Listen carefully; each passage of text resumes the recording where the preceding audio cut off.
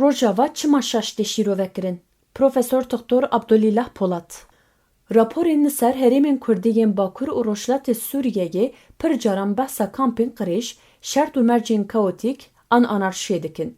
Ev ravekirin di nihêrîna pêşîn de aşkere xuya dikin. Li belê ji perspektîvek psikolojîk ve pirsgirêka rastîn pir caran ne bi şert û mercan bixwe, lê bi awayê ku ew têne pêna sekirin dest pê dike.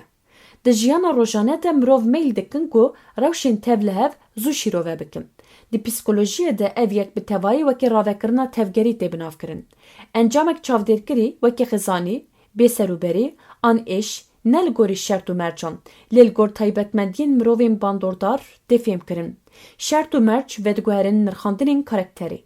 Ev di awayê birêvebirina Rojava de bi zelalê tê dîtin. Li şûna ku şert û mercên siyasî, aborî û leşkerî yên ku herêm tê de ye bên pirsîn, gelek caran ravekirinek cuda bi awayeke nepenî tê pêşkêşkirin ku Kurd bi xwe xizan, bi awayekî ne baş rêxistin an jî dibin bandora şexsan dene. Denêrîna pêşîn de ev wekî ravekirinek takakasî xuya dike. Lê belê analîzek nêzîktir wêneyek cuda aşkere dike. Rojava bi salan e dibin tecrîdek siyasî ya giran, dorpêçek aborî û gefên leşkeriyên domdar da ye. Sînor girtîne, kanalên alîkariyê bi sînorin û piştgiriya navneteweyî bijartiye yan jî tune ye.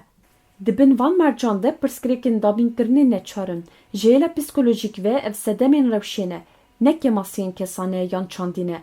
Lê heke sûcdarî li ser Kurdan were danîn ev xeletiyek e. Sedema pirsgirêkê di rewşê de ye, lê ew ji kolektîfê tê veqetandin. Ev şêweya ravekirinê ne bêalî ye. Di demek dirêj de ew bandorê li wêneya xwe ya kesên têkildar dike. Ji bo gelek Kurdan ev barekî ducar temsîl dike. Ji aliyekê ve ew neçarin ku bi zehmetiyên rastîn ên maddî re mijûl bibin, ji aliyê din ve ew êşa xwe ne wekî encamek zilim û durxistina siyasî, lê wekî nîşanek têkçûnên xwe dibînin. Ji aliyê psikolojîk ve ev dikare bibe sedema westandina navxweyî, hestên bêhêziyê û reaksiyonên depresyonê. Di psikolojiya klînîkî de ew wekî stresa kronîk a ji ber bêparbûna domdar tê binavkirin. Di heman demê de ev çarçove gelek taybetmendiyan rave dike ku pir caran şêla çavdêrên derve ve şaş têne fêmkirin. Baweriya aşkere bi aktorên navneteweyî, hevgirtina xurt, di nav civakê de û helwestek ciddî carnan dijwar ne taybetmendiyên karakterî neyînîne, lê adaptasyonên fonksiyonelin ji bo ezmûnên dûbare yên paşguhkirinê. Ev nekê masîne, lê stratejiyên jiyanê ne. Standardên ducarê yên navneteweyî bi taybetî pirsgirêk in. Herçend şert û mercên wekhev li herêmên din wekî krîzê mirovî têne fêmkirin jî, li Rojava ew pir caran wekî argûmanek li dijî xweseriya Kurdan tên bikaranîn.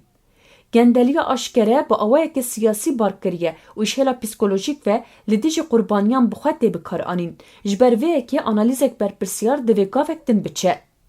Pêdivî ye ku mirov qebûl bike ku tevgera mirovî û civakî her gav ji têkiliya di navbera tekakasî û hewildora wan de derdikeve.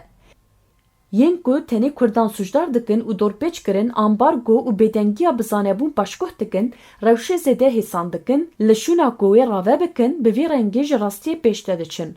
Rojava ne tenê ji zehmetiyên maddî, lê di heman demê de ji stigmaya psikolojîka domdar jî dikişîne. Heta ku ew damxeya ha berdewam bike, êş tê xuya bibe, lê sedemên wê dê veşarî bimînin.